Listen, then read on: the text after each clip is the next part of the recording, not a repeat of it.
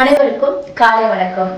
தமிழர் தொழில் வணிக வேளாண் பெருமன்றம் வழங்கும் ஆளுமை நிகழ்ச்சிக்கு உங்கள் அனைவரையும் வரவேற்கின்றேன். இன்னைக்கு நம்ம பார்க்கக்கூடிய ஆளுமை யாருன்னு பாத்தீங்கன்னா வின்னர் கன்சல்டன்சில இருந்து முருகன் சார் வந்திருக்காரு. சார் டாக்ஸ் கன்சல்டன்டாவும் இருக்காரு. வணக்கம் சார். வணக்கம். வணக்கம் சார். உங்களை பத்தி ஆல்ரெடி எங்க எல்லாருக்கும் நல்லாவே தெரியும். ஸோ இருந்தாலும் உங்களை பத்தி நீங்க சொல்லுங்க சார். என்னோட பேர் முருகன். நிறுவனத்தை பேர் வின்னர்ஸ் கன்சல்டன்சி. ஒரு டாக்ஸ் கன்சல்டன்சி ரன் பண்ணிட்டு வரேன். கிட்டத்தட்ட ஒரு 37 வருடங்கள் இதில் அனுபவம் இருக்குது. ஒரு 25 வருஷம் கார்பரேட்டில் ஒர்க் பண்ணியிருக்கேன்.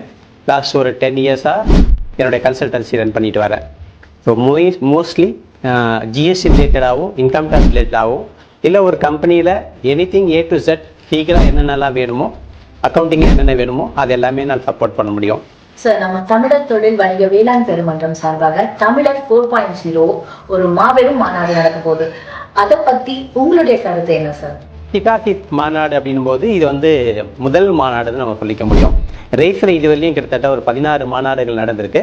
சிட்டாசிஸ் அமைப்போட முதல் மாநாடு. இந்த மாநாடு ஏன் நமக்கு வேணும், இந்த சிட்டாசிஸ் அமைப்பு ஏன் நமக்கு வேணும் அப்படின்னா, வரலாற்றில் ஒரு 5 பதிவை நான் முக்கியமாக சொல்லுவேன்.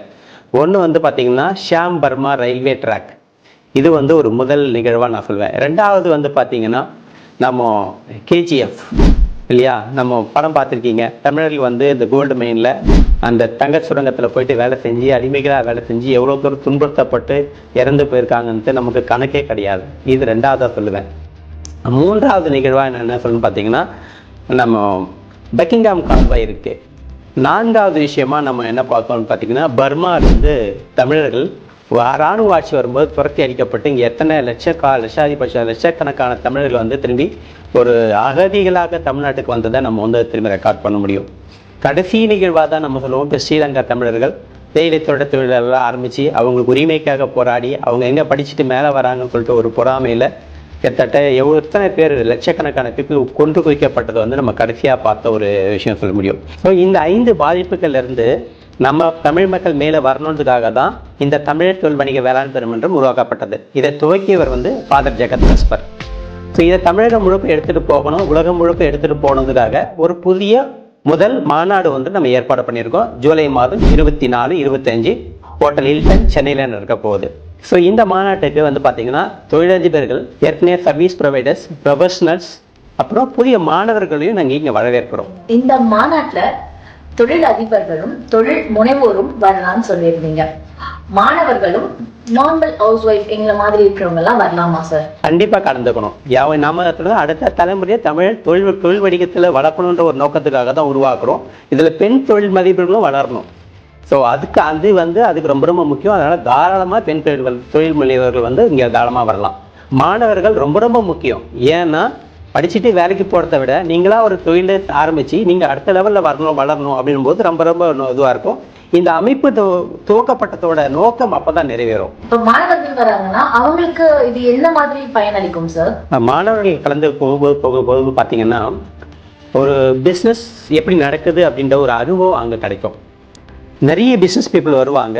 ஒவ்வொருத்தரும் ஒவ்வொரு வேறு செக்டார்லேருந்து வருவாங்க. ஸோ உங்களுக்கு பலவிதமான செக்டார் பிஸ்னஸை பற்றி அவங்களுக்கு தெரிய வரும். ஃப்ரான்சைசி கொடுக்குற பிஸ்னஸ் பீப்புள் வருவாங்க. ஸோ அவங்கக்கிட்ட நீங்கள் ஃப்ரான்சைசி எடுத்து ரன் பண்ண முடியும். எப்படி ஒரு தொழில் ஆரம்பித்து வழிகாட்டணும்னு சொல்லிட்டு பெரிய பெரிய சக்ஸஸ்ஃபுல் பிஸ்னஸ் பீப்புள் வருவாங்க. ஸோ அவங்க உங்களுக்கு ஒரு வழிகாட்டி அமைவாங்க. ஸோ யாரெல்லாம் நீங்கள் மாணவர்கள் நீங்கள் படித்து முடிச்சுட்டு தொழில் துவங்கணும்னு நினைக்கிறீங்களோ இது ஒரு நல்ல ஒரு வாய்ப்பாக அமையும். சார், நம்ம அமைப்புல இருக்க ஒரு மூத்த உறுப்பினர் ஏற்கனவே நடந்த மாநாட்டுல கலந்து கொண்டு வணிகம் செய்து வெற்றி பெற்றவர் பத்தி சொல்லுங்க சார். 1 2 சொல்ல முடியாது, நிறைய இருக்குது, எக்கச்சக்கமாக இருக்குது. நம்ம அதை லிஸ்ட் பண்ணணும்னா நான் வந்து நீங்கள் 4 நாள் ரெக்கார்டு கேட்டிங்கன்னா கூட அவ்வளோ சொல்ல முடியும் என்னால். உதாரணத்துக்கு இப்போ சொல்லணும் அப்படின்னு பார்த்தீங்கன்னா லாஸ்ட்டு நம்ம மதுரை மாநாடு நடந்தது. அதில் வந்து ஆம்பல் அணியிலேருந்துட்டு ராஜவேல் வந்திருந்தார்.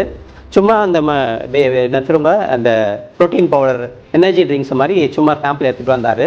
அவர் நினச்சார் அங்கே கொஞ்சம் சேல் பண்ணலாம் தான் நினச்சாரு. ஆனால் அது வந்து உலகம் முழுக்க ரீச் ஆகிட்டு கிட்டத்தட்ட ஒரு 5 டன் ஆர்டர் கொடுக்குற அளவுக்கு அவருக்கு பெரிய ஆர்டர் கிடச்சிருக்கு.